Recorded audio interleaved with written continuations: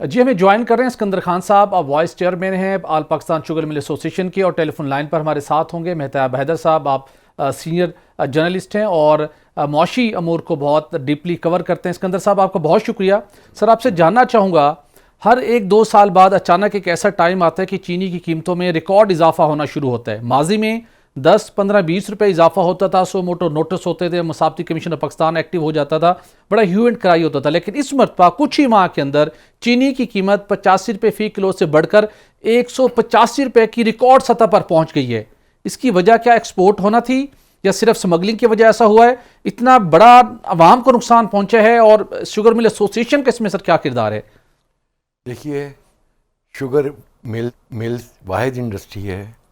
हमने साबका वज़ीर आज़म इमरान खान साहब के ज़माने में उनको एक ख़त लिखा था जी कि हम $3 अरब साल का कमा के दे सकते हैं, लेकिन आपको सिस्टम्स, रूल्स, रेगुलेशंस चलने चाहिए। यहाँ पे सिर्फ विम के ऊपर चीज़ें होती हैं कि शुगर एक्सपोर्ट हो गई, प्राइस बढ़ गई, शुगर ये था हुआ।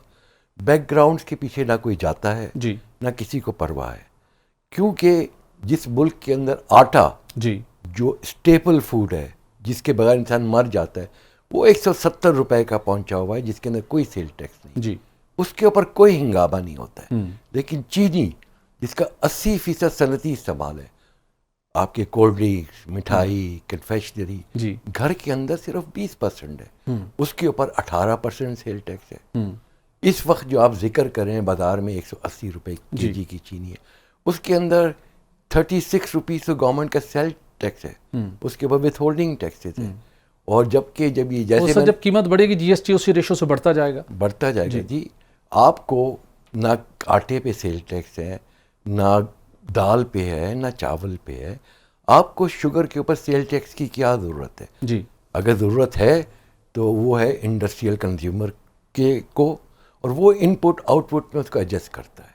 हुकूमत का काम है ये छोटी स्टोर से अवाम को बगैर सेल टैक्स की चीनी दे। और चीनी के अंदर जो हमने हमेशा तजावीज़, सर ये तो ज़रूर है, लेकिन हमारे नाज़रीन पहले ये जानना चाहेंगे कि इक़्तिसादी राब्ता कमेटी ने 2.5 लाख टन चीनी जब पहली मरतबा एक्सपोर्ट करने की इजाज़त दी, उस वक्त कंडीशन थी कि मकामी मार्केट में चीनी की कीमत नहीं बढ़नी चाहिए। उसके बाद कीमत नहीं बढ़ी, कुछ ही महीनों में ये कीमत बढ़ना शुरू हुई। उसके बावजूद हमें कहा जाता है कि जितनी हमारी रिक्वायरमेंट है नया सीज़न शुरू होने तक, उस वक्त वो मौजूद है। उसके बावजूद कीमत क्यों बढ़ रही है? पैनी कहाँ की रेट हुआ है? और स्मगलिंग का इसके अंदर किस हद तक फैक्टर शामिल है? सबसे पहले हमारे पास 1.5 मिलियन टन एक्स्ट्रा चीनी मौजूद थी। हमने 12 हुकूमत को कहा इसको एक्सपोर्ट कर दो। उसके इंटरनेशनल प्राइसेस बहुत ज़्यादा थी। सही, हमें $1.2 अरब बगैर किसी सब्सिडी के मिलने वाले थे। हमारे जिक्र के बावजूद $1 अरब $20 करोड़, 20 करोड़ डॉलर, ये डॉक्यूमेंटेड है। ओके, लेकिन उसको रेजिस्ट किया गया, कहा गया नहीं यहाँ से चीनी चले जाएगी, कीमत बढ़ जाएगी। खदशा यही था। खदशा नहीं होता है, ये खदशा पैदा किया जाता है। अगर जिस ज़माने में भी चीनी एक्सपोर्ट हुई है उसके 4-5 महीने बाद आपके एलिमेंट्स होते हैं जो उसका फ़ायदा उठा के कहते हैं। खदशा पैदा करने वाली कौन सी सर फोर्सेज होती है? मार्केट फोर्सेज होती हैं।